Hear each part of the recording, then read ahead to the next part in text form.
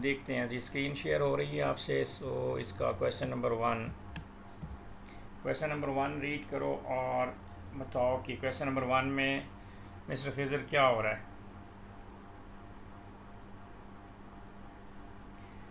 A particle of mass 1.6 kg is dropped from a height of 9 हमने meter सिर्फ above horizontal ground. हमने सिर्फ work done against resistance निकालना work है। Done against resistance निकालना है। तो जब भी इसका वर्क डन, पोटेंशियल एनर्जी नीचे जीरो होगा, काइनेटिक एनर्जी भी जीरो होगा। नहीं, लोग आपने मैजिकल इक्वेशन लगानी है जो वर्क के लिए मैंने आपको सिखा दी है। Work done by driving force, जब भी वर्क डन क्वेश्चन में मेंशन होएगा तो work done by driving force minus work done against resistance is equal to change in mechanical energy. ये आपका मेन फार्मूला होता है, आपने इस पे देखना है। इस क्वेश्चन में ड्राइविंग फोर्स नहीं है तो work done by driving force, क्योंकि वर्क का फार्मूला तो होता है फोर्स इनटू डिस्टेंस, तो इसमें तो ड्राइविंग फोर्स है ही नहीं। तो जब ड्राइविंग फोर्स ही नहीं है तो डिस्टेंस ये सारा कुछ ज़ीरो हो जाएगा। वर्क डन अगेंस्ट रेजिस्टेंस हमने निकालनी है, तो ये तो है ही नहीं, ये तो ज़ीरो हो चुका है। अब minus work done against resistance मैंने निकालनी है। Drop from a height of, height से जो है ना जब बॉल को हम फेंकेंगे उसकी स्पीड ही बता दी गई है। अगर एक हाइट से बॉल को आप नीचे फेंक रहे हो और वहाँ पर उसकी स्पीड बताई जा रही है, आपको उसकी स्पीड बता दी गई है, तो भाई आपने कहना अच्छा ओके स्पीड हमें बता दी गई है और हाइट है, स्पीड भी है, हाइट भी है, तो हाइट पे दोनों चीज़ें आपके पास हैं। तो यू कैन सिंपली से कि सर जो काइनेटिक एनर्जी है that is the speed of the particle the instant before hitting the ground, इधर की स्पीड बताई गई है ये वाली मिस्टर खिजर। ऊपर तो जीरो होगी जी, kinetic v energy. Is equal to start में ज़ीरो होगी, v is equal to 12 metre पर second before hitting the ground है। तो हाफ एम मैस आपके पास 1.6 है इंटू वी आपके पास जो है ना ये 12 है, तो ये 12 का स्क्वायर माइनस जो है ना ये mgh है। एम मैस आपके पास जो है ना 1.6 है। हम इसमें से पोटेंशियल एनर्जी क्यों माइनस करें? Change in mechanical energy, formula रट्टा मार लो, फार्मूला अच्छी तरह से नहीं, याद बट कर। तो चेंज आपको इन, कैसे पता कि माइनस में पोटेंशियल आएगी? वेट, फाइनल माइनस इनिशियल होता है। मैकेनिकल एनर्जी का फार्मूला ये होता है, मैकेनिकल एनर्जी फाइनल आप यहाँ पर लिखोगे माइनस मैकेनिकल एनर्जी इनिशियल। अब यहाँ पर तो आपके पास वर्क डन का डिफरेंस होगा, यहाँ पर तो आप लिखोगे work done by driving force, left side पे ये लिखोगे work done by driving force minus work done against resistance is equal to change in mechanical energy, mechanical energy final minus mechanical energy initial. अब ये ball height से नीचे जा रहा है तो इसकी ये इनिशियल है, तो इनिशियल पे तो सिर्फ mgh है, कनेटिक इधर कनेटिक एनर्जी तो हाँ नहीं है, जी, फाइनल पे कनेटिक एनर्जी काइनेटिक है। एनर्जी नीचे होगी। काइनेटिक एनर्जी नीचे होएगी और स्टार्ट में पोटेंशियल एनर्जी है, तो काइनेटिक से ही मैं पोटेंशियल माइनस करूंगा ना, क्योंकि फाइनल मैकेनिकल एनर्जी, फाइनल में पोटेंशियल एनर्जी तो ज़ीरो हो गई, तो यहाँ पे पोटेंशियल एनर्जी ज़ीरो और यहाँ पे काइनेटिक एनर्जी ज़ीरो, क्योंकि मैकेनिकल एनर्जी याद करो, मैकेनिकल एनर्जी सम होता है kinetic energy plus potential energy का। तो आपने देखना है फार्मूला, जिस बच्चे को याद होगा कोई भी क्वेश्चन हो वो आसानी के साथ सॉल्व कर सकता है। तो कैलकुलेटर यूज़ करके हाफ एम वी स्क्वायर करो तो कैलकुलेटर से ये वाली वैल्यू आपके पास आ रही है 115.2 माइनस जो है ना आपके पास हाइट इसकी कितनी थी, हाइट थी हमारे पास 9, तो यहाँ से बेटा करोगे तो ये 144 आपके पास आ जाएगा। 144 से 115 माइनस करोगे तो आपके पास -28.8 जूल आएगा और ये minus work done against resistance है, तो माइनस को कैंसिल आउट कर देगा। तो यहाँ पर वर्क डन अगेंस्ट रेजिस्टेंस जो है ये आपके पास 28.8 जूल है। तो वी आर डन, हमने वर्क डन अगेंस्ट रेजिस्टेंस निकाल दिया। जी ठीक है। Any problem mister Qureshi Mohsin, क्या नाम है आपका, इब्राहिम? No sir. ये फार्मूला याद रखना है आपने, वर्क डन, ये एक ऐसी, मैं कहता हूँ बच्चे इसको मैजिकल इक्वेशन बोल रहे हैं। जब भी वर्क डन का फार्मूला, वर्क डन कोई भी पूछे, फ्रिक्शन बोले, तो work done by driving force minus work done against resistance is equal to change in mechanical energy. Change in mechanical energy का मतलब है फाइनल मैकेनिकल एनर्जी। फार्मूला आपने ये लिखना है, मैकेनिकल एनर्जी आप खिजर का क्वेश्चन सही था सर, कौन सी पहले लिखेंगे? तो मैकेनिकल एनर्जी फाइनल, जिधर से बॉडी मूव कर रहा है वहाँ से लेकर जहाँ पर बॉडी अप्रोच कर रहा है, जहाँ पर अप्रोच कर रहा है वो फाइनल होती है। उधर कैनेटिक और पोटेंशियल दोनों चेक करो, कभी कभी दोनों पोटेंशियल और कैनेटिक दोनों मौजूद होती हैं, कभी कोई एक होती है और एक नहीं होती। यू कैन सिंपली से कि this is mechanical energy initial. तो हमने ये वाला क्वेश्चन बेटा सॉल्व कर लिया और ये हमारा हो गया। अब स्ट्रेट फॉरवर्ड जो है ना क्वेश्चन नंबर 2 के ऊपर आ जाओ जी। दो बॉडीज़ हैं ए और बी, इनका जो है ना ये मैस बताया गया है, तो यहाँ पर ये मैस आप 1 लिखो और उसके साथ जो है ना ये मैस जो है ना बेटा जी आप दूसरा लिखो। तो ये मैस जो है ना ये आपके पास ए है, दूसरे का मैस जो है ना आपके पास बी है, और इनकी स्टेबल पर पड़े हुए हैं। जो A moves towards B, A B की तरफ मूव कर रहा है, उसकी स्पीड v है, और which is moving towards A, B इसकी तरफ आ रहा है। अब जब ये इसकी तरफ आ रहा है और इसकी स्पीड 6 है, तो याद रखो इसकी स्पीड आपने -6 लेनी है, क्योंकि वेलोसिटी वेक्टर होती है, आपने उसका डायरेक्शन को इग्नोर नहीं कर सकते। You can not ignore the direction of the velocity और द मोमेंटम। तो अगर कोई ए बॉडी है, ये राइट की तरफ जा रहा है, उसकी वेलोसिटी v है, और b जो कि ए की तरफ आ रहा है, तो you need to take the velocity of the other object that is in opposite direction as negative. तो in the collision of the two particles come to rest, जब कोलिजन होता है दोनों बॉडीज़ रेस्ट में आ जाते हैं। ये आपका वही ए बॉडी है, ये आपके पास बेटा वही बी बॉडी है, तो ये भी रेस्ट में चला जाता है, ये भी रेस्ट में चला जाता है, इसकी वेलोसिटी भी ज़ीरो जो भी है, हमें कोई लेना देना नहीं है। तो अब आपने जो है ना फार्मूला लिखना है, total momentum before collision equals total momentum after collision. अब टकराने से पहले का जो मोमेंटम होता है आपका, you will say total momentum before collision is equal to total momentum after collision. Total momentum before collision, Haider आप लिख रहे हो? जी सर। हाँ, एक एक पॉइंट करो। ये 2-3 पेपर करने के बाद आपका ये M1 इंशाल्लाह जो है ना मैं 2 पेपर्स आपको डिटेल में करवाऊंगा। आपका ये पूरे का पूरा मोमेंटम का कॉन्सेप्ट M1 क्लियर हो जाना है। फिर आपने 23 के पेपर्स कंप्लीट करने हैं और ये सारे रिकॉर्ड हो रहे हैं, और जो है ना मैं आपको लिंक सेंड कर दूंगा। ये सब का सलूशन आपको मिल जाएगा यूट्यूब चैनल के ऊपर, जो मैं लिंक आपको सेंड करूँगा। तो फिर आपने अपना पेपर कंप्लीट करना है। 4.5 है। हाँ, इसका आंसर 4.5 है। किसका आंसर? वो आप चेक करते हैं ना, अभी आपने मार्क्स स्कीम अगर खोली हुई है तो वेरीफाई भी करते हैं, मैं तो सॉल्व करूँगा। अब लेट्स सी हम फार्मूला क्या होता है, M1 U1 प्लस आप फार्मूला लिखो, that is M2 U2 is equal to everything zero, क्योंकि राइट साइड का तो लिखने की ज़रूरत ही नहीं है, उनकी वेलोसिटीज़ ही ज़ीरो हैं। तो M1 जो पहला मैस है वो आपके पास जो है ना 3.2 है, उसकी वेलोसिटी का हमें पता कोई नहीं।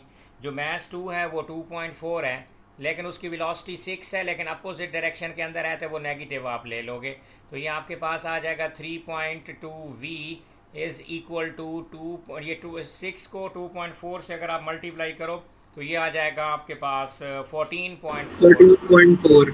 यस, ये आपके पास आ जाना चाहिए 4। मैंने राइट पे भी स्विच करके पॉजिटिव भी कर दिया, तो ये 14.4 आ जाएगा। तो v is 4.5 14.4 divided by 3.2 and your result is 4.5 metre पर सेकेंड। तो देखो हमने उसकी वेलोसिटी को कैलकुलेट करके बता दिया। अब पार्ट बी में देखो मार्क्स स्कीम खिजर खोली हुई है, तो बिल्कुल अच्छी बात है, आप वेरीफाई भी करते जाओ अगर किसी का आंसर जो है ना गड़बड़ हो जाती है। Find the loss of kinetic energy. अब लॉस ऑफ काइनेटिक एनर्जी का मतलब ये हुआ कि ये बॉडी दोस्तों पिछले क्वेश्चन में जाते हैं। हाँ जी, ये देखें, ठीक है। Total momentum before collision is equal to total momentum after collision. अब ये दो बॉडीज़ टकराए थे, टकराने के बाद ये दोनों जो है ना रेस्ट में चले गए थे। अब यहाँ पर जो है ना ये वैसे बना दो। अब हमने लॉस बताना है। अब पहले इसकी काइनेटिक एनर्जी निकाल लो। टकराने से पहले ये सिस्टम होता है, टकराने के बाद ये सिस्टम होता है। इसकी काइनेटिक एनर्जी अलग निकालो, 12mv²। इसकी काइनेटिक एनर्जी 3.2 और इसकी स्पीड अभी हमने निकाली 4.5। इसका स्क्वायर प्लस b की काइनेटिक एनर्जी आपने बतानी है, उसकी भी होगी, ज़ाहिर बात है, 1/2m। m उसका 2.4 है, उसकी वेलोसिटी -6 थी और इसका स्क्वायर। राइट साइड वालों की जो आपके पास है बेटा जी, इधर भी माइनस लेंगे हम? ये तो 0 0 हो गया ना। नहीं, इधर भी हम माइनस ही लेंगे। हाँ, लो या ना लो, काइनेटिक एनर्जी वैसे स्केलर होती है, -6 का स्क्वायर वैसे भी प्लस हो जाएगा, फर्क नहीं पड़ेगा। अच्छा ठीक। अगर हम यहाँ से बेटा इसकी कैलकुलेशन करें तो it will give you 32.4 joule बनेगी, और इसकी कैलकुलेशन कैलकुलेटर से करो तो बेटा जी आपके पास जो है ना ये 43 पॉइंट जो है ना आपके पास 2 राइट साइड पे 0 हो चुका है। तो लेफ्ट साइड के ऊपर आपके पास 75 पॉइंट जो है ना 6 जूल हो जाएगा, इज इक्वल टू 0। तो उसने कहा लॉस, लॉस का मतलब होता है डिफरेंस, तो 75.6 माइनस 0, तो आपके पास वही आंसर आएगा 75.6 जूल। अगर सम टाइम इस साइड पे भी काइनेटिक एनर्जी होती है तो फिर आपने इनिशियल और फाइनल का डिफरेंस लेकर लॉस निकालना है, लॉस हमेशा डिफरेंस से आता है। तो आप आंसर चेक कर लो, ऊपर 75.6। करेंगे थोड़ा सा। जी बेटा, ये टकराने से पहले इनिशियल स्टेज है जहाँ पर ये दोनों टकराए थे, टकराने के बाद ये वाला ये है आप बिफोर कोलिजन, ये बिफोर कोलिजन है, और ये वाला सीन आफ्टर कोलिजन है। और उसने ये आपने क्या कहते हैं, किस साइड पे लेकर जाना है? मतलब इसमें पॉजिटिव नेगेटिव से फर्क नहीं पड़ता था ये बस। काइनेटिक एनर्जीज हैं, वैसे भी फर्क नहीं पड़ेगा, ये राइट पे जा रहा था ये लेफ्ट पे जा रहा था, मैंने वैसे नेगेटिव भी लिखा, लेकिन क्योंकि वैसे भी अगर देख लो काइनेटिक एनर्जी वेक्टर नहीं होती, काइनेटिक एनर्जी स्केलर होती है, तो आप अगर -6 को इग्नोर करके खाली 6 भी लिख दो तब भी आपका आंसर सही आएगा। लेकिन डिफरेंस दिखाना लाजमी सही है। है, बिफोर कोलिजन और आफ्टर कोलिजन का डिफरेंस दिखाना लाजमी है। और आंसर चेक कर लें, इज इट ओके? 75.6 आंसर है। हाँ जी। ओके हो गया। अब इसके अंदर आ जाओ और आपने ये रिज़ल्ट शो करके बताना है। आपका जो है ना इक्विलिब्रियम सिस्टम है, इक्विलिब्रियम सिस्टम के लिए मैंने कहा कि आप सबसे पहले एक्स एक्सिस बनाया करो। एक्स एक्सिस जो बच्चा ये वाली टेक्निक सीख जाएगा खुद भी स्कूल में रहेगा, एग्जामिनर भी स्कूल में रहेगा। अब मैं इसके लेफ़्ट राइट की फोर्सेस को यहीं पर शो करूँगा कि ऊपर वाली डायाग्राम को देखते हुए मेरे पास कितनी राइट पे फोर्सेस हैं। अब इधर देखो, इसका मैं एक साइन का कंपोनेंट बनाऊंगा, यहाँ पर रफ वर्क कर लिया करो। तो आप कह सकते हैं 15 साइन अल्फ़ा, और इसका एक हॉरिजेंटल कंपोनेंट होगा जो का होगा 15 कॉस अल्फ़ा। फिर ये 33 है बेटा जी, 33 भी इसका भी हॉरिजेंटल होगा। तो देखो हॉरिजेंटल जो है ना लंबा काम हो रहा है, इसमें 33 कॉस अल्फ़ा भी है। और आपके पास लेफ्ट साइड के ऊपर देखो इधर जुगाड़ है, 30 के भी दो फैक्टर है, पी न्यूटन के भी दो पी का भी ट्राई एंगल बनेगा थीटा के साथ, 30 का भी ट्राई एंगल बनेगा, 15 का भी बनेगा खिजर, और इस 33 का भी बनेगा। तो अब देखो इतनी ज़्यादा फोर्सेस हैं, यहाँ पे गंद नहीं मारना। जो सिंपल क्वेश्चन हो तो वो तो आप आसानी के साथ मैनेज कर लोगे, लेकिन जब आपके पास मल्टीपल फोर्सेस हो and they are making angle with the origin, तो फिर आपका सिस्टम गड़बड़ होने का ख़तरा है, लेकिन हम उसको गड़बड़ नहीं होने देंगे। अब हॉरिजेंटल में हमारे पास दो फोर्सेस हैं, एक 15 कॉस अल्फ़ा है, तो इधर दो एरो लगा दो। अब यहाँ पर आप लिख दो सर ये 15 कॉस अल्फ़ा एक फोर्स हो गई। अब इसके साथ दूसरी फोर्स है 33 कॉस अल्फ़ा, ये भी इसी एरो के साथ लगा दो, आगे पीछे लिख दो। ये लेफ्ट राइट वाली फोर्सेस क्लियर हो गई। अब जो है ना सर ऊपर वाली कौन सी फोर्सेस हैं? ऊपर भी तो दो हैं बेटा, ऊपर दो लग रही हैं। देखो इस पॉइंट ऑफ इक्विलिब्रियम से 15 साइन अल्फ़ा भी ऊपर जा रहा है, इधर से 30 साइन थीटा जो निकलेगा ना ये भी ऊपर जाएगा। तो ये वाली फोर्स भी ऊपर जा रही है, ये वाली फोर्स भी ऊपर जा रही है, तो दो फोर्सेस ऊपर है। तो यहाँ पर लिख के दिखाओ कि सर 30 साइन थीटा ये भी ऊपर जा रही है, और जो 15 साइन अल्फ़ा है ये भी ऊपर। तो ठीक है, नो टेंशन। अब लेफ्ट नीचे डाउनवर्ड क्या है? डाउनवर्ड आपके पास दो फोर्सेस हैं, एक 33 का होगा साइन का कंपोनेंट, वो नीचे लिखो 33 साइन अल्फ़ा। ये सिस्टम सीख लो, दिस इज़ वेरी इंपॉर्टेंट। पहले भी मैंने आपको खिज़र डायग्राम के ऊपर left is equal to right, अभी भी वही कर रहा हूँ, कोई नया नहीं कर रहा। लेकिन when you have multiple forces with angle you need to resolve those forces into sine and cos component. तो आपने इस पॉइंट को पॉइंट ऑफ इक्विलिब्रियम समझना है। इसके राइट पे जितनी फोर्सेस हैं वो लिख दो, बॉटम पे 330 साइन अल्फ़ा, और पी भी बॉटम पे है, तो यहाँ पर जो दूसरी है इधर भी दो एरोज लगाओ, तो पी साइन थीटा भी इधर लग रहा है। तो लेफ्ट पे क्या लग रहा है? सर लेफ्ट के ऊपर P, ये देखो इस पे भी दो फोर्सेस लगाओ। लेफ्ट पे जो है ना P कॉज थीटा लग रहा है और 30 कॉज, 30 लेफ्ट पे भी तो लगना है, तो यहाँ पर 30 cos theta, P cos theta है और 30 कॉज थीटा है। तो अब देखो अगर गौर से, तो ये पॉइंट एग्जामिनर को सुकून देगा, आपका काम बहुत आसान हो जाएगा, क्योंकि you are making every step very very clear कि इस पॉइंट पे राइट पे देखो भाई, ये राइट पे दो फोर्सेस हैं। अब खिजर कहता है कि sir right is equal to left, लिखने की ज़रूरत भी नहीं है, हॉरिजेंटल के लिए सिर्फ ये एरो बनाओ, ये वाला।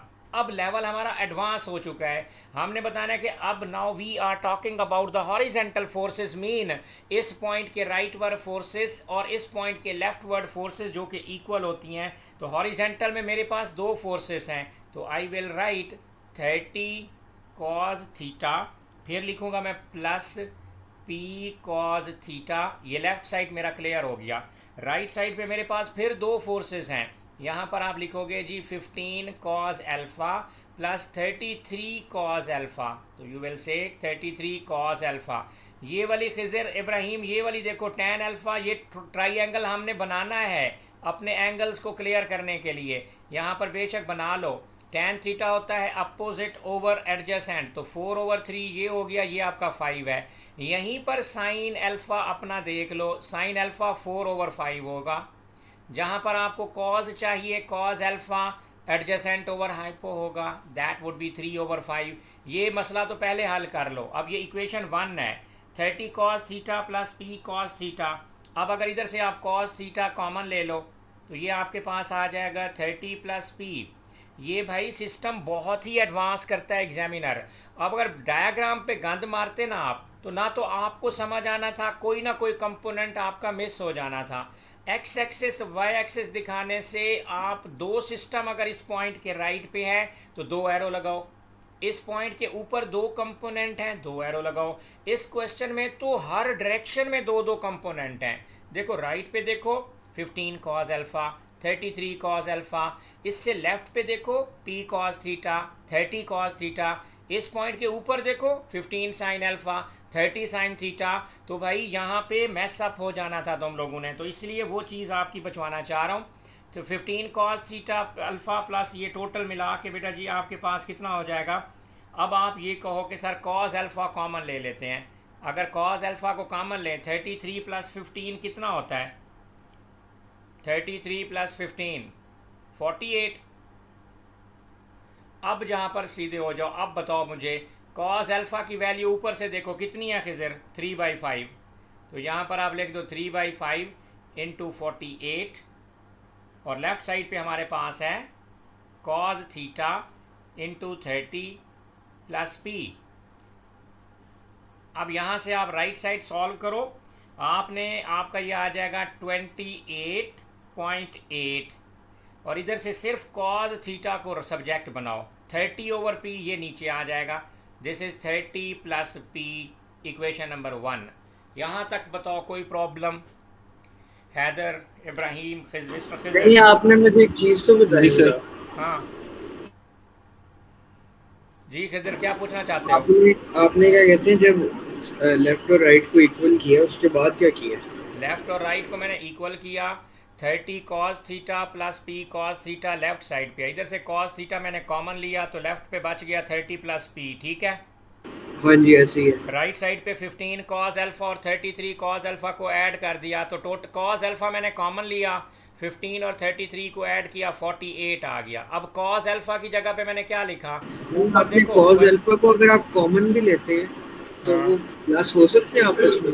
अगर कॉमन ना भी लो ना, तो 33 कॉस अल्फ़ा या आपके पास जो है ना 48 कॉस अल्फ़ा होता, तो कॉस अल्फ़ा तो मैंने ऊपर निकाला हुआ 3/5 है। समझ आ गया। ओके, ये अभी सिर्फ मैंने लेफ्ट राइट को इक्वल किया है। अब यहाँ पर देखो, मैं वर्टिकल फोर्सेस को जब मैं लिखूंगा, आपको वो is left is equal to right and up is equal to down बोलने की अब ज़रूरत नहीं है। आप जस्ट वर्टिकल कंपोनेंट के लिए वर्टिकल एरो दिखाओ और उसको जो है ना यहाँ पर ब्रैकेट में क्लोज कर दो। अब वर्टिकल में दो फोर्सेस हैं, एक हमारे पास 33 का साइन अल्फ़ा है हमारे पास, ये आपके पास लिखें, ऊपर से देख भी लेते हैं हमारे पास कि भाई देखो ये हमारे पास 33 साइन अल्फ़ा, नीचे वाली फोर्सेस नीचे हैं, तो 33 sine alpha plus P cos थी पी साइन थीटा वर्टिकल है, तो यहाँ पर आप लिख दो कि सर ये पी साइन थीटा है। P sine theta is equal to, ऊपर हमारे पास 30 साइन थीटा है, अब आपने up is equal to down कर दिया, प्लस जो है ना आपके पास जो है ना 15 साइन अल्फ़ा है, ऊपर की तरफ देखते हुए जाओ तो आपके पास जो है ना बेटा जी ये 15 साइन अल्फ़ा बन चुका है। अब साइन अल्फ़ा की वैल्यू तो है हमारे पास, अब देखो साइन अल्फ़ा इधर भी वैल्यू है, साइन अल्फ़ा यहाँ पर भी वैल्यू हमारे पास मौजूद है। अब साइन अल्फ़ा की वैल्यू है क्या, यहाँ पर राइट पे लिख दो कि सर साइन अल्फ़ा, तो उसने एग्जामिनर ने हमें दिया हुआ था, तो साइन अल्फ़ा हमारा है 4/5, तो जिधर जिधर साइन अल्फ़ा है उधर उधर 4/5 करते जाओ।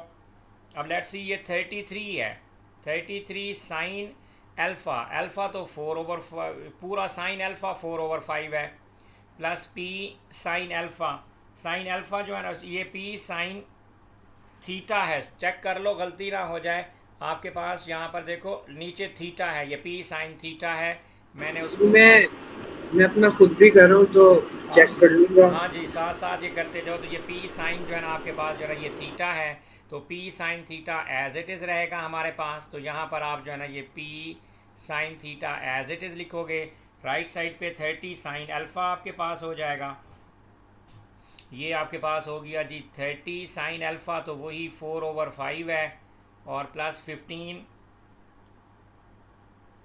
30 साइन अल्फ़ा ऊपर वाला, फिर ये 2 अल्फ़ा इकट्ठे हो गए हैं, फिर मुझे गड़बड़ लग रही है, देखो सिस्टम क्लियर करके भी गलती हो रही है। 1 मिनट रुकिए, मेरा बस होने वाला है, मैं आपको बताता हूँ क्या हाँ है। जी, तो 15 साइन थी 15, आपने मिस्टर न्याज इतनी तेजी से बोला है कि वो बेचारा बच्चा ही छोड़ गया। कौन से वाला बच्चा? चौथा बच्चा। चौथा बच्चा, हैदर बच्चा बैठा है, वो खिजर बच्चा बैठा है, वो क्या नाम है, करशी बैठा है, जी करशी बैठा हुआ है। तो दूसरा बच्चा भी आ जाएगा, पता नहीं किधर चला गया, नेट ये खराब। पता नहीं कि वो जिंदा है कि नहीं, बैठा हुआ जरूर है। इब्राहिम,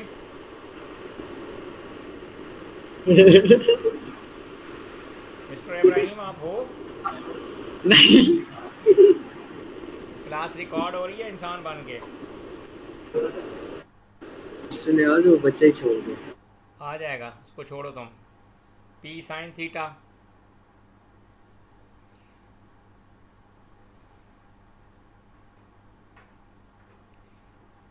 यहाँ से वर्टिकल फोर्सेस बना के आपने पता है क्या करना है, साइन थीटा को सब्जेक्ट बनाना है, साइन थीटा आपके मेरा आ पास रहा है मेरा आ रहा है sine theta is equal to 14.4 over ये 30 minus P. Over 30 minus P, ये इक्वेशन नंबर 2 है। अब हाँ जी। आपको ट्रिग्नोमेट्री से एक कॉन्सेप्ट लो, sine square theta plus cos square theta क्या होता है, 1। तो ये वाली दो इक्वेशन जो है ना, sign square theta plus cos square theta 1 है, तो ऊपर वाली जो साइन थीटा की इक्वेशन थी वो आपकी किसके इक्वल थी, साइन थीटा वाली इक्वेशन 14.4 है। 1 अब आप जो है ना 1 की इक्वल है। यहाँ लिसन, तो ये 14.4 ओवर जो है ना ये आपके पास आ गया 30 माइनस पी, और इसका जो है ना स्क्वायर, इसका भी स्क्वायर हो जाएगा, और दूसरी वैल्यू हमारे जो ये जो आपने लिखवाई है ये वाली, और जो दूसरी हमारे पास है वो 28.8 है, डिवाइडेड बाई पी प्लस 30 है, तो दिस इज़ पी प्लस 30 और इसका स्क्वायर, ये तो मैंने जो 1, आपको लिखवाई है वो सही है। ये तो 1 है, तो बस डेरिवेशन हमारी प्रूव करनी थी, 14.4 ओवर 30 माइनस पी इसका स्क्वायर प्लस जो है ना that is 28.8 over P plus 30 and whole square, तो वी प्रूव द एक्सप्रेशन, यही चीज़ उसने कहा था प्रूव करके देनी है।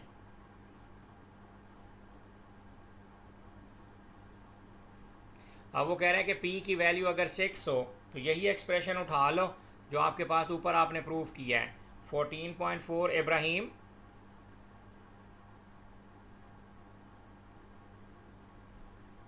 थर्टी माइनस 6 किधर है इब्राहिम, ये बैठा है, क्लास में है, बोल कुछ नहीं रहा। आवाज़ तो नहीं आ रही इस बच्चे की। नहीं, इसने अपना माइक ही नहीं खोला अभी तक। So look, 28.8 plus 6 plus 30 whole square and everything is equal to 1. तो वेरीफाई करो, अगर लेफ़्ट राइट साइड करो तो इसका आंसर भी 1 आना चाहिए। तो ये तो वेरीफाई हो के जो है ना इसका आंसर 1 ही आएगा। अब आपसे उसने कहा कि थीटा भी कैलकुलेट करके दो, तो कॉस थीटा वाली कोई भी हम इक्वेशन उठा लेंगे। कॉस थीटा हमारे पास एक इक्वेशन थी 28.8 ओवर 6 प्लस 30, तो दैट इज़ 36। तो अब थीटा निकाल लो। Theta is cos inverse into 28.8 divided by 36। तो यहाँ से आप बताओ कि what is the value for the theta. Shift 28.8 over 36, एक मिनट, मैं जरा वो चेक कर रहा हूँ।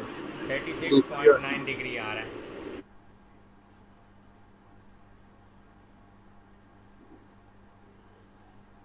क्लियर? मैं पहले चेक कर रहा हूँ 1 आ रहा है कि नहीं आ रहा। वो तो आ रहा है ना, वो तो प्रूफ होगा, आ रहा है। वो हो ही नहीं सकता कि 1 ना आए। और एंगल वैल्यू तो निकालनी है हमने, किसी में भी पुट कर दे। कुछ भी नहीं, हाँ किसी भी में पुट कर दो। दिखाएं जरा। ये देखो, मैंने कॉस वाली इक्वेशन में पुट की तो थीटा 36.9 डिग्री आ रहा है। अच्छा, पी के साथ ही करना है। अच्छा, पी की वैल्यू 6 बता दी गई है ना। मैकेनिक्स लेटेस्ट पेपर करें बेटा, लेटेस्ट पेपर जो है ना काफ़ी टफ हैं। ये आसान है वैसे।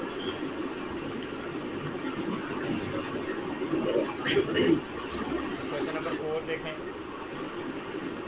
36.87 आ रहा है। हाँ जी वही है। Initially the road is horizontal, ना मास इज़ 84 kg।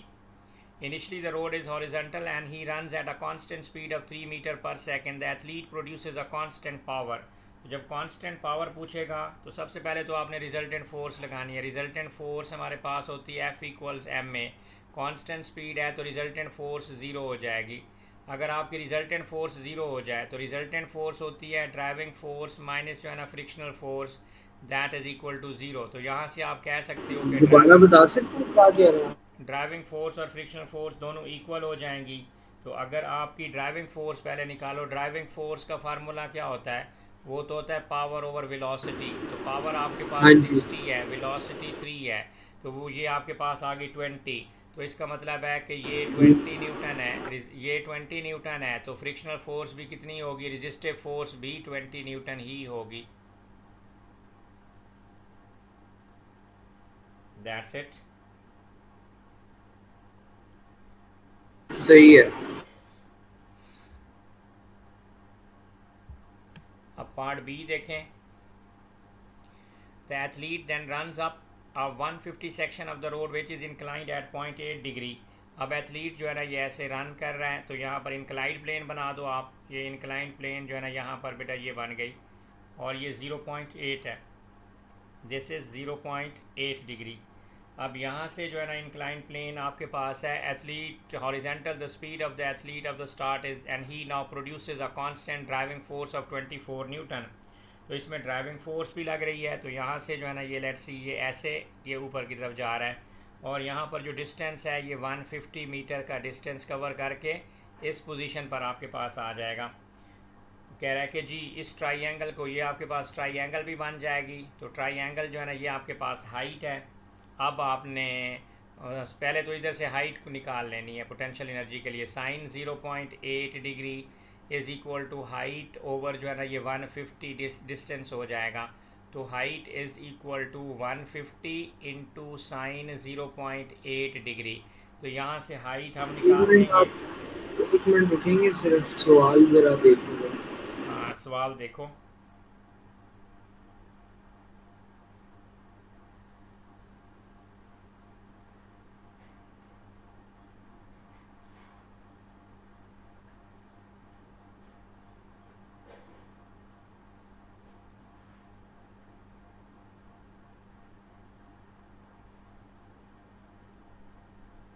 उसने हमें रेजिस्टिव फोर्स भी दे दी है, ड्राइविंग फोर्स भी दे दी है, हमने बस वही निकालना है। 6 नंबर का है, तो अब ये वाला फार्मूला बस आपने कोई इसमें क्या कहते हैं, इसमें वो mgh इंक्रीज करेगा ना, तो वो ज़्यादा वेट ये formula done by driving force minus work done against resistance is equal to change in mechanical energy. Change in mechanical energy का मतलब है कि मैकेनिकल एनर्जी फाइनल, आपकी जो फाइनल मैकेनिकल एनर्जी है, माइनस जो है ना आपकी जो मैकेनिकल एनर्जी है वो आपकी इनिशियल है।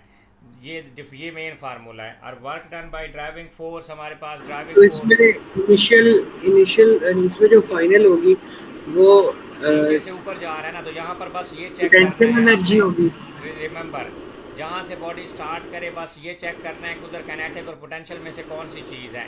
और जब ये टॉप पे पहुँचे तो उधर भी आपने कैनेटिक एनर्जी और पोटेंशियल एनर्जी दोनों चेक करनी होती हैं। तो मैकेनिकल यहाँ पे अभी नीचे क्या कहते हैं उसकी दोनों ही नहीं, मतलब पोटेंशियल नहीं काइनेटिक है, और कैनेटिक है। ऊपर अभी सब्र करो, ऊपर अभी पहले वर्क डन। ऊपर दोनों है ना।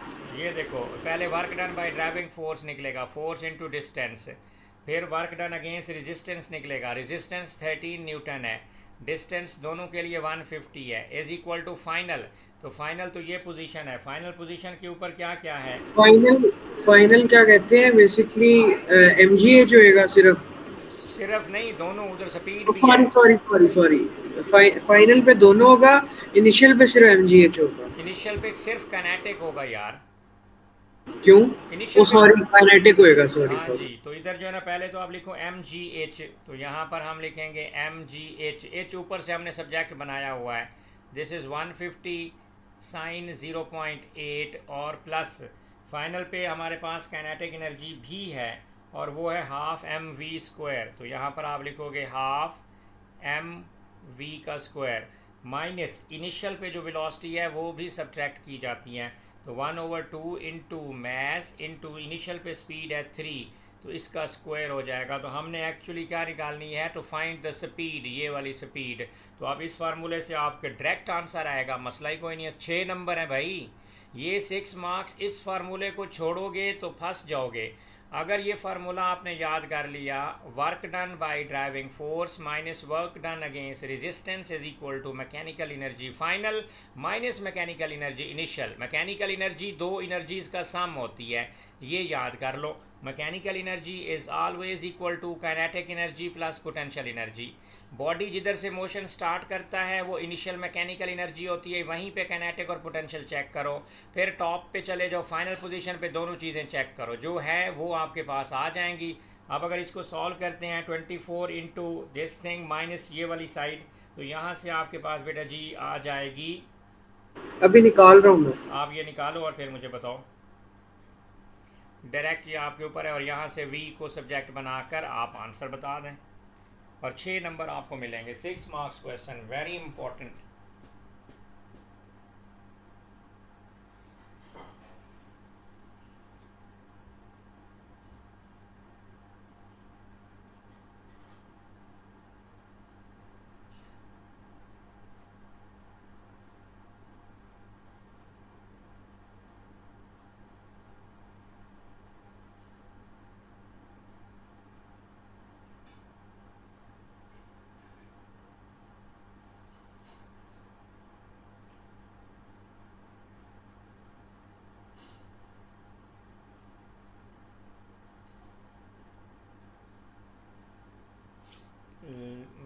यहाँ चेक करो लेफ़्ट साइड पे, ये अगर कैलकुलेटर यूज़ करें तो ये आपके पास आ जाएगा 1650।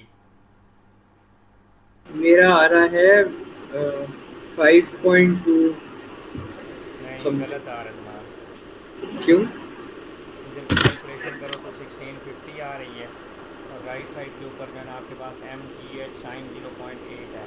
तो एम जी एच आपके पास एमजीएच इस आपने लिखा है 150 साइन 0.8, उसका मेरे पास आता है 879.64। सबर करो, ये 126, फिर चेक करो अपनी कैलकुलेशन, फिर चेक करें। 126 हो जाएगा एम जी एच, और आगे जो है ना साइन 0.8 है यहाँ पर, दिस इज़ साइन 0.8, और प्लस जो है ना आपके पास ये वाला हाफ एम वी स्क्वायर हमने निकालना है, और ये वाला माइनस पहले कर देते हैं।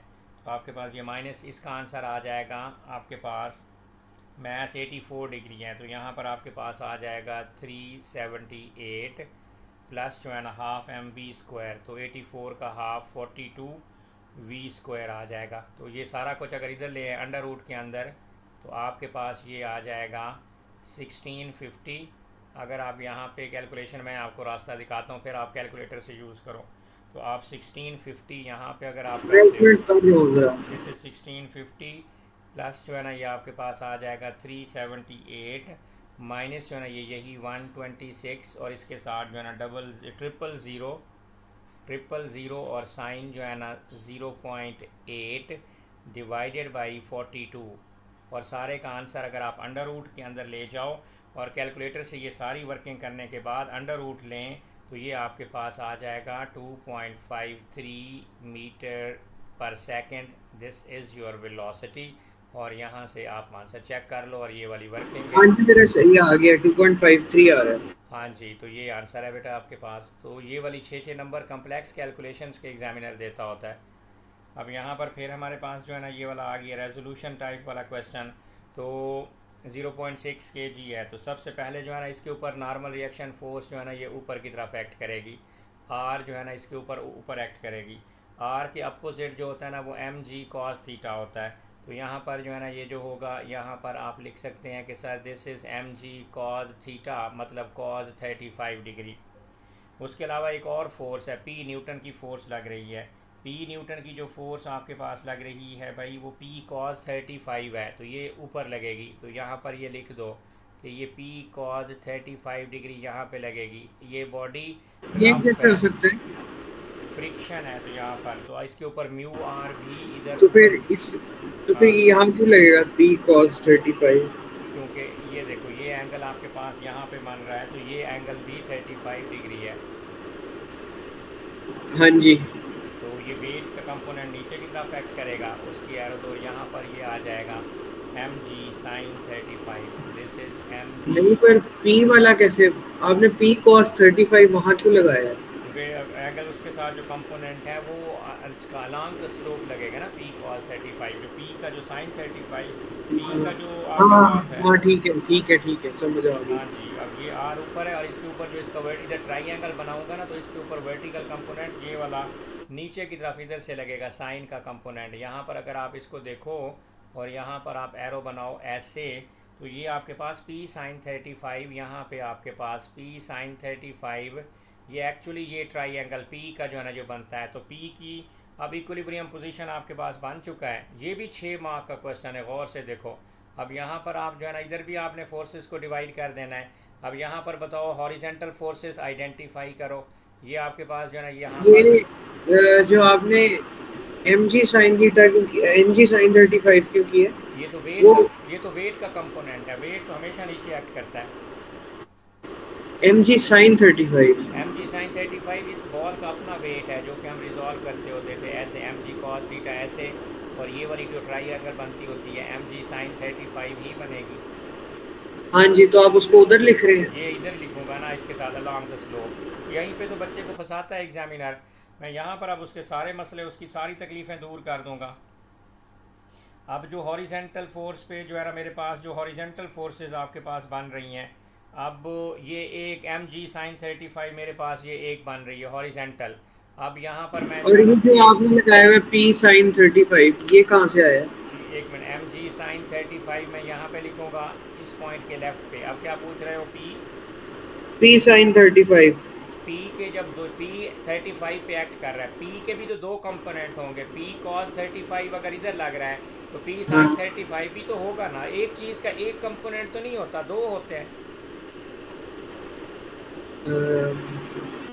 ऊपर की तरफ ही लगेगा ना, मतलब आपने उसको उधर लगा दी जहाँ आपकी मर्जी से, हाँ वैसे लगे ऊपर की जी तरफ ही। जी, ऊपर की तरफ ही लगेगा। तो अब बट ठीक आपने जो है ना लिखना है यहाँ पर left is equal to right.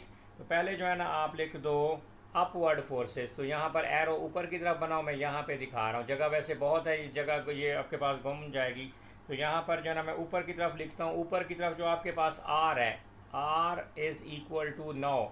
ये पी साइन 35 का मुंह मैंने नीचे किया है, एक्चुअली ये एम जी कॉस 35 के इक्वल हो जाएगा।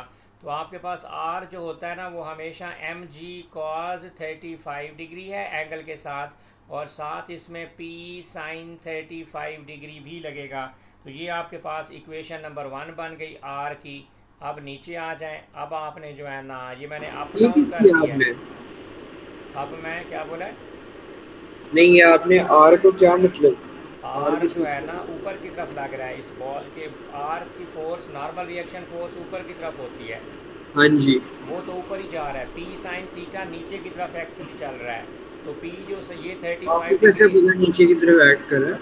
पी से इस बॉल के ऊपर जो लग रहा है ना, तो इसके 35 के साथ जो है ना, इसका एंगल के साथ जो है ना ये कॉस वाला कंपोनेंट हुआ। और सामने दूसरा ये कि यहाँ पर भी लिख सकते थे आप पी साइन 35 को, आप यहाँ पर भी लिख सकते थे दिस इज पी साइन 35। अच्छा। तो अब मैं इसके हॉरिजेंटल कंपोनेंट लिखूंगा, और वर्टिकल तो मैंने लिख दी है। अब हॉरिजेंटल कंपोनेंट मेरे पास जो होंगे वो आपके पास एम जी साइन 35 है। तो अब यहाँ पर आप लिख देंगे दिस इज़ भाई M G sine 35 degree is equal to, उसके जो राइट साइड के ऊपर जो है ना पी कॉस 35 है, तो आप लिखेंगे पी कॉस 35 प्लस उसके ऊपर फ्रिक्शन भी लग रही है, that is your mu R. तो हमने यहाँ पर ये दूसरी इक्वेशन बना लेनी है। अब जिधर आपके पास म्यू आर है वहाँ पर आर की वैल्यू पुट कर देंगे। अब हमारे पास जो है ना म्यू की वैल्यू दी हुई है उसने। म्यू की वैल्यू उसने दी हुई है। म्यू की वैल्यू कितनी है, 4। 0.4 है। आगे आर है, आर की जगह पे मैंने ऊपर से पूरा एक्सप्रेशन उठा के लिख देना है। आर तो इसके इक्वल हो गया ना भाई, M G cos 35 plus P sine 35। तो यहाँ पे आप ना ये वाली वैल्यू लिख दो। इसकी जगह पे आप लिख दो कि भैया देखो यहाँ पर आपने लिख देना है G P sine 35 degree, this is P sine 35 degree plus 6 cos 35 degree. तो दिस इज 6 cos 35 डिग्री। ये आर का मसला हल हो गया। इससे पहले आपके पास है पी cos 35 डिग्री, और लेफ़्ट साइड पे आपके पास है एम जी साइन थीटा। तो 0.6 इंटू 6, तो ये 6 साइन 35 डिग्री। अब सिर्फ यही इक्वेशन है कॉम्प्लेक्स, अगर हम इसको डील कर लें तो हम जो है ना अपना मसला बेटा जी हल कर सकते हैं। तो 6 हमने पी साइन, निकालना है, हमने पी पी निकाल निकालना देंगे। है जी बेटा जी।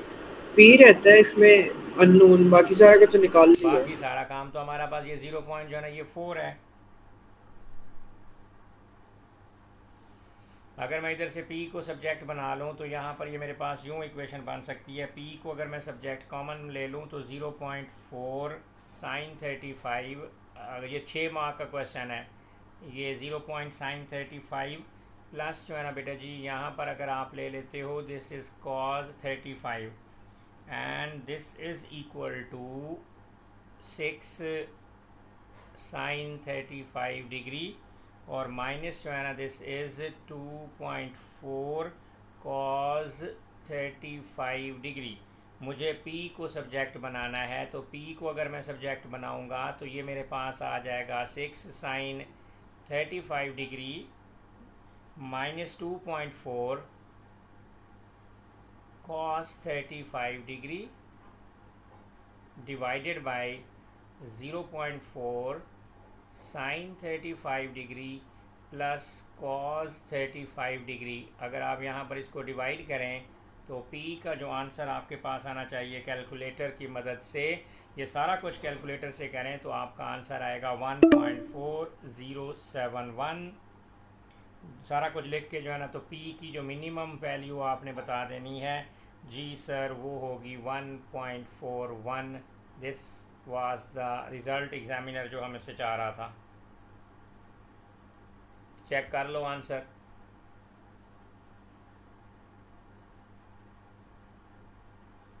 सही है। गुड। अब हम चलते हैं अगले क्वेश्चन की तरफ, क्वेश्चन नंबर 6। 2 क्वेश्चन रह गए हैं। अब यहाँ पर जब काइनेमेटिक्स आएगी तो यहाँ पर आपने डी वी ए डिस्प्लेसमेंट होगा, उसकी डिफरेंशिएशन करेंगे, वेलोसिटी आएगी, वेलोसिटी की डिफरेंशिएशन करेंगे, एक्सेलरेशन आएगा, एक्सेलरेशन की इंटीग्रेशन करेंगे तो वेलोसिटी आएगी, वेलोसिटी से डिस्प्लेसमेंट आ जाएगा। अब हमारे पास जो है ना उसने कहा कि आपने शो करना है कि b की वैल्यू 3, c की वैल्यू 0.5। तो हमारे पास जो है ना उसने टाइम की वैल्यू 4 बताई हुई है, और इधर से वेलोसिटी की वैल्यू उसने 8 बताई हुई है। तो ये v वाला एक्सप्रेशन मैं उठाऊंगा और यहाँ पर मैं लिख दूंगा this is v is equal to B T plus C T, और इस सारे की पावर जो है ना 3/2। अब v की वैल्यू तो 8 वो बोल रहा है, b की जगह पे वो कह रहा है t की जगह पे 4 लिखो, तो ये 4b आ जाएगा। और आपके पास जो है ना बेटा जी प्लस जो है ना उसकी जगह पे आप लिखोगे 1 मिनट रुके, मैं सवाल तो पढ़ने दें। हम्म,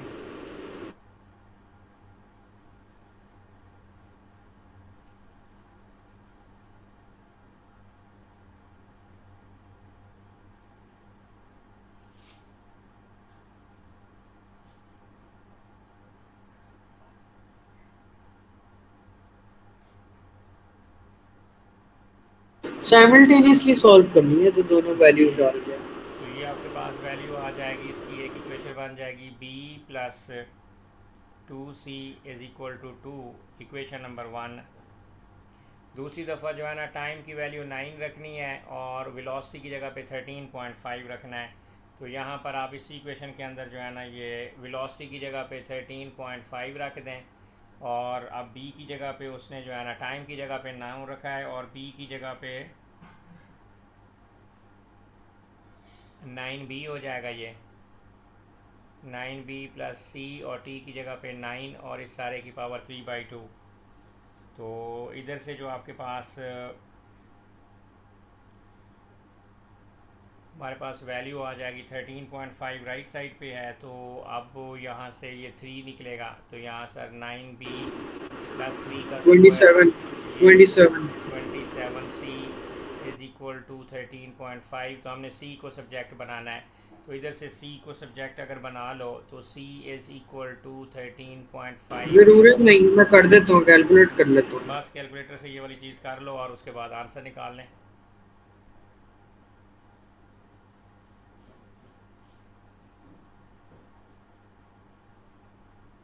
शो करना है कि बी का आंसर 3 आना चाहिए और सी का आंसर -0.5 आना चाहिए।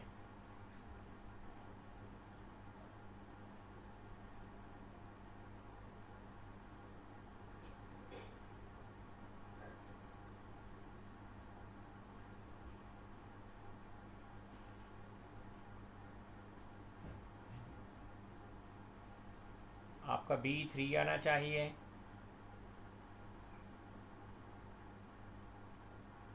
बस बता रहा हूँ आपको।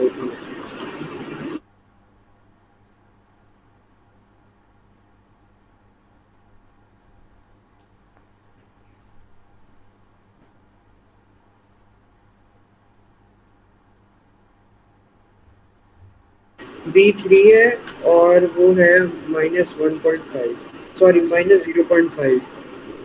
बस यही प्रूव करना था।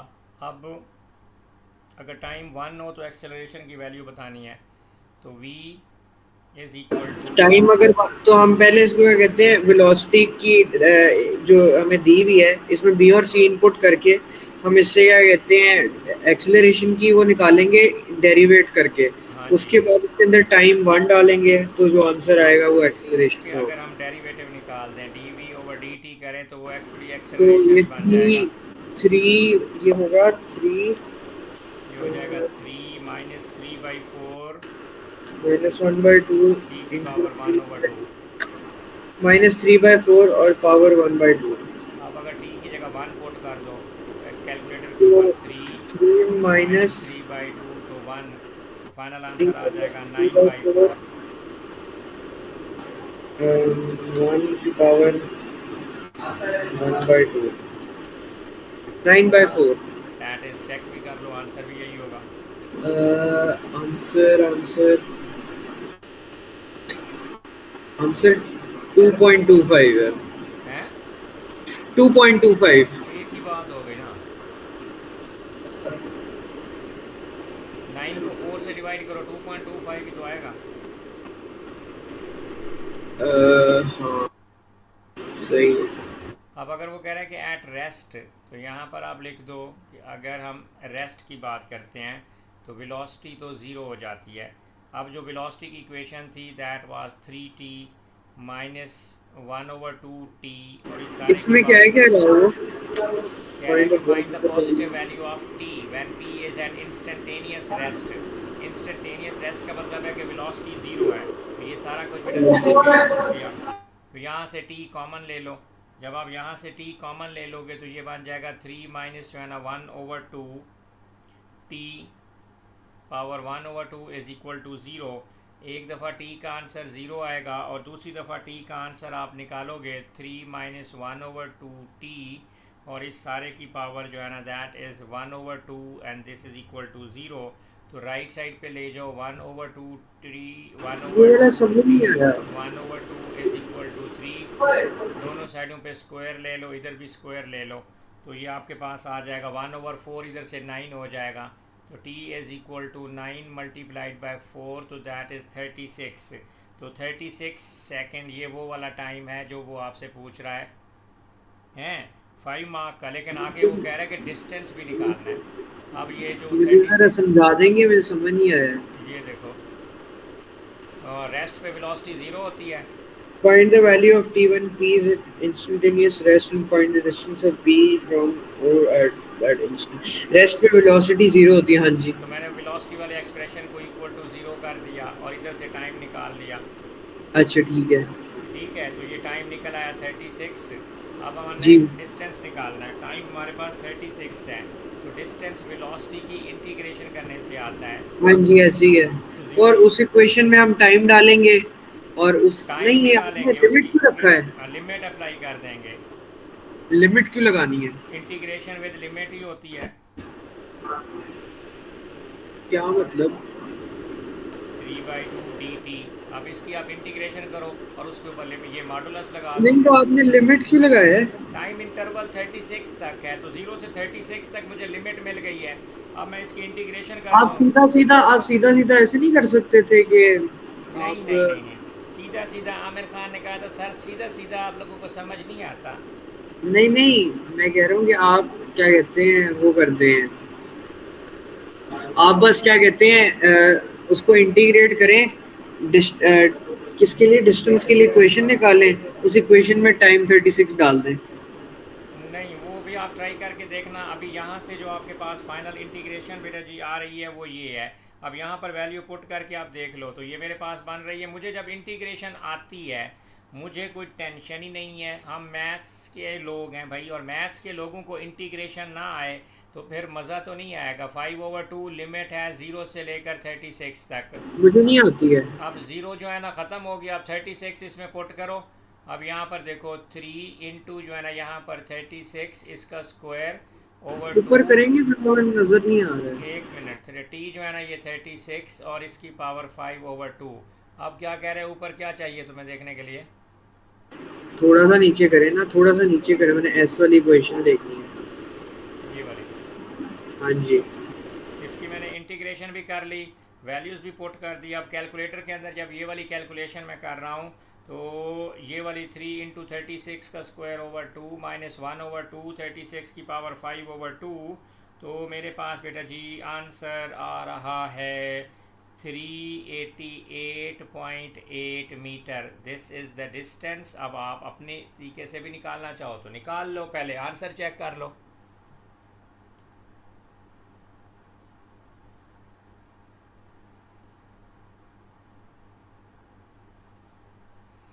यही आंसर है, आप अपने तरीके से भी निकाल नहीं सकते मतलब मार्किंग स्कीम में यही है, बट मैंने अपना तरीका किया नहीं है। तो बस जब मार्किंग स्कीम में यही है तो बेटा यही कर सकते हैं आप। तो अगर उस तरह निकालें तो सेम आएगा कि फर्क ये आएगा? आप ट्राई कर लीजिएगा, लेकिन मैं तो लिमिट और इंटीग्रेशन के साथ ही चलता होता हूँ क्योंकि हमें उस इंटीग्रेशन आती है। मार्किंग स्कीम में उसने लिमिट नहीं लगाई है। तो वो सील फिर लिखा होगा उसने। नहीं, उसने वो लिखा है 36 टी की वैल्यू है खाली। हाँ सी लगा के किया उसने। नहीं, हम सी वाली इंटीग्रेशन हमें अच्छी नहीं लगती। मैंने फिर टाइम क्यों निकाला था? अगर मैंने सी लगाना था तो मैंने टाइम क्यों निकाला था? क्योंकि उसने टाइम तो पूछा हुआ था। Find the positive value of T. मैंने जब टी निकाला तो मुझे पता चल गया 0 से लेकर 36 तक मेरी लिमिट है। तो जब लिमिट है तो वेलोसिटी की इंटीग्रेशन करने से डिस्टेंस ही आता है। This is advance method. ये प्योरली शो करेगा कि आप मैथ्स के स्टूडेंट हो और A2 की आपको इंटीग्रेशन भी आती है, A1 की इंटीग्रेशन भी आती है। हम क्यों, वो मेथड्स होते हैं उन बच्चों के लिए जिनकी मैथ्स नहीं होती। वो जो मेडिकल वाले बच्चे होते हैं ना, बायो केमिस्ट्री फिजिक्स वाले, वो इसमें और नहीं तो मैथ्स। अगर उनकी मैथ्स नहीं होती तो ये M1 क्यों पढ़ रहे होते? नहीं सॉरी, मैथ्स रखी होती है उन्होंने एडिशनल, लेकिन जो है ना वो इतनी स्ट्रांग ग्रिप नहीं होती है उनके ऊपर, जो है ना मैथ्स के ऊपर।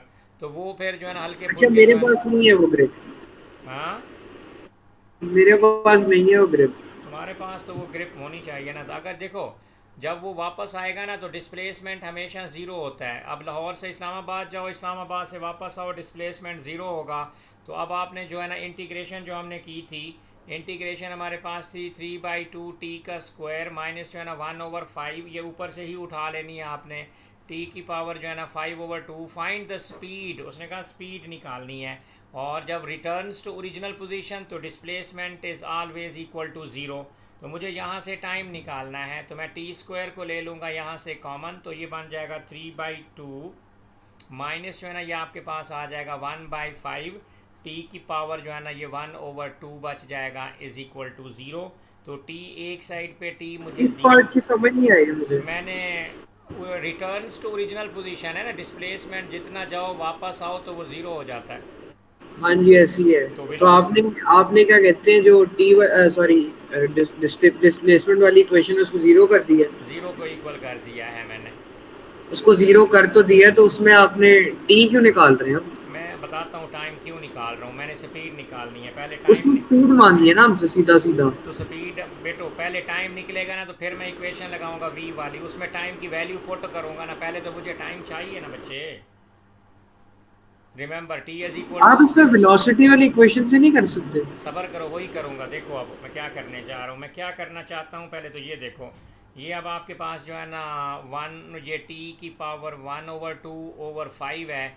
तो मैं जो है ना अगर इधर से भी स्क्वायर ले लूँ, इधर से भी स्क्वायर ले लूँ, सारा कुछ स्क्वायर करके जो है ना ये इधर भी स्क्वायर है, तो टी का स्क्वायर तो खाली टी बच जाएगा, 3 का स्क्वायर 9 हो जाएगा, ओवर 4 हो जाएगा, और इंटू जो है ना ये 25 हो जाएगा। तो आपके पास जो है ना टाइम जो है ना 9 × 25 कितना हो जाएगा आपके पास। ये इसका जो है ना 9 × 25 सारा कुछ करोगे तो ये आ जाएगा 225 ओवर जो है ना 4। ये टाइम है। अब आप पूछें सर टाइम क्यों निकाला, क्योंकि मुझे वेलोसिटी निकालना है। अब वेलोसिटी की मैं मेन इक्वेशन लूँगा जो कि 3t - 1/2t और इस सारे की पावर 3/2 है। अब मेरे पास टाइम तो है, अब टाइम है मेरे पास 225/4 माइनस जो है ना 1/2 इंटू टी की जगह पे बेटा लिखूंगा 225/4 और इस सारे की पावर 3/2। 56.25। आप क्यों इतनी तब से लिखी जा रही कैलकुलेट है? करेंगे तो बेटा मेरा कैलकुलेटर तो बेटा जी वेलोसिटी 42.2 दे रहा है। तुम्हारा कैलकुलेटर पता नहीं क्या दे रहा आपका है। कैलकुलेटर कैलकुलेट किए बगैर ही चल जाता है। मेरे पास कैलकुलेटर है ना। आप मार्किंग स्कीम खोल के बैठे हुए हैं। तो आगे तुमने करना है ना, समझदार बच्चे हो तो मैंने तो कैलकुलेशन दिखानी है और फिर मार्किंग स्कीम के बाद आपको बताना ये चीज़ है। ये वेरीफाई भी मैं करूं, कैलकुलेटर की वैल्यूज़ 1/1 मैं करूं, तो फिर तो माशाल्लाह फिर 2 घंटे की क्लास भी कम पड़ेगी। मैंने तो आपको सिर्फ रास्ता दिखाना है कि ये वाला रास्ता है, उसके बाद डायरेक्ट आंसर मार्क्स स्कीम के अकॉर्डिंग जो आंसर आ रहा है वो ये है। अब it your duty to write every calculation and get the same answer. अगर ना आए तो फिर मुझे पकड़ो। यह कॉल ना एंड होने वाली है। जी अब ये कॉल एंड होएगी, लेकिन मैं कॉल एंड रिकॉर्डिंग चलती रहेगी, तो ये बात मैंने पूरा पेपर अपलोड कर देना है। तो आखिरी 10 मिनट में जब तक चलती है ठीक है, नहीं तो फिर आपने ये ये पूरा खत्म पेपर। हो गई है, खत्म हो। So question number 7, in question number 7 जो है ना we can say two particles P, ये इंफॉर्मेशन पूरी हमारे पास गिवन है। Find the acceleration of P between A and B. A और बी की जो है ना बेटा एक्सेलरेशन आपने निकालनी है। तो हमारे पास जो है ना रिजल्टेंट फोर्स जो होती है ना वो मास टाइम एक्सेलरेशन होता है। Resultant force is equal to mass time acceleration. अगर हम बॉडी पी की बात करेंगे तो पी में जो हमारे पास होगा resultant force is mass time acceleration, तो एम जी साइन थीटा, तो ये हमारे पास आ जाएगा 2g sin 30 degree, angle is 30 degree. तो you can say this is forward force minus frictional force में टेंशन होगी और आपके पास फ्रिक्शन होएगी, दैट इज़ म्यू आर। और उसका जो मास है वो 2 है और एक्सेलरेशन जो है ना आपके पास ए है। और अब बॉडी क्यू की हम बात करेंगे। जो बॉडी क्यू है हमारे पास, अब दो इक्वेशन को मैं प्लस करूँगा। टेंशन में से मैंने 0.25 जी ये मैंने माइनस करना है क्योंकि उसमें एंगल नहीं है, और इसका मैथ 0.25 और ये एक्सेलरेशन है। तो मैं यहाँ पर इन दो इक्वेशंस को अगर साइमल्टेनियसली सॉल्व करूँ तो टेंशन से यहाँ पर टेंशन कैंसिल आउट हो जाएगी। तो यहाँ पर मेरे पास जो आंसर आ जाएगा बेटा जी वो आएगा 10 माइनस जो है ना आपके पास आ जाएगा 0.3 into 10 into √3 minus 2.5 is equal to 2.25 a. That is your acceleration. So we need to get the value for the acceleration. That would be 7.5 minus 3 √3 divided by 2.25, and it is giving you, use your calculator, and the final answer would be 1.0239. So acceleration is 1.02 meter per second square. This is, I think, part 1. This is part 2 of the question. We need to get the speed of P at C. Distances are given, so you can write over here the speed of P. Speed of P at B. Now this is V square equals U square plus 2AS. If I want to get my V square, U is 0, so it's under root of 2 into A, acceleration. We got our acceleration, that was 1.02. This is 1.02 into 0.8. Distance is 0.8. That is given in the diagram. So final velocity is 1.2799 meter per second. Now we have again our pulley system. We will making our equation look. This is a pulley, and this is a string, and this is a mass which is attached to it. The weight is acting downward, the tension is acting upward, and you have another, this is the mass, this is your tension, and the ball is sliding over here. So for Q, the mass for Q, we have resultant force equals mass time acceleration. So tension is forward force, 0.25 g is the resistive force, and the final answer is 0.25 a. And for P, I am going to add these two equations, the 2g sine 30 degree minus tension equals 2a. So I am going to add these, tension cancels tension, so I am getting here 10 minus 2.5, that is equal to 2.25 acceleration.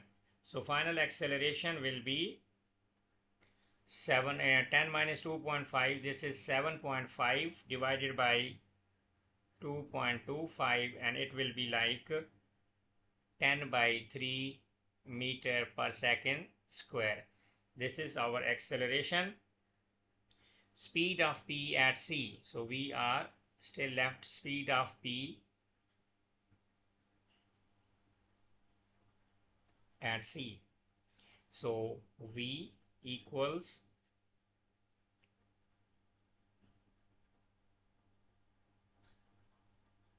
U plus AT. V equals V square plus U square plus 2AS.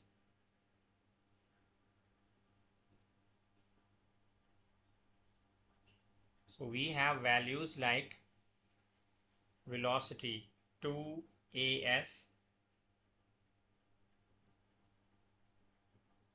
you have acceleration, you have distance, so the velocity will be calculated like 3.10 meter per second. Find the time taken A to B. A to B time will be calculated like V equals U plus AT.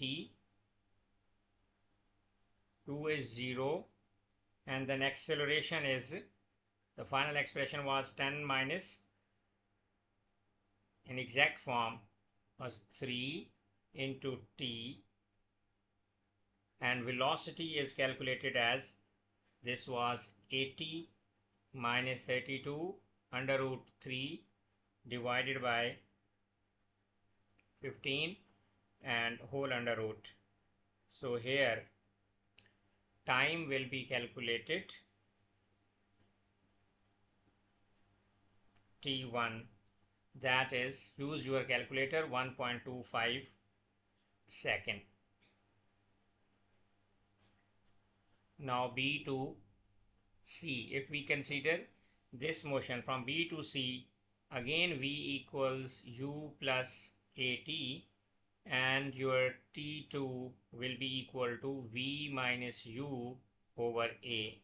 We have V, that is 80 minus 32 under root 3 over 15 plus 8 minus whole under root of 80 minus 32 under root 3 divided by 15 and whole divided by acceleration, that was 10 by 3. The time was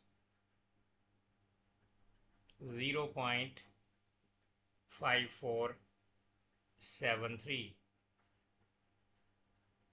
So total time is actually T1 plus T2.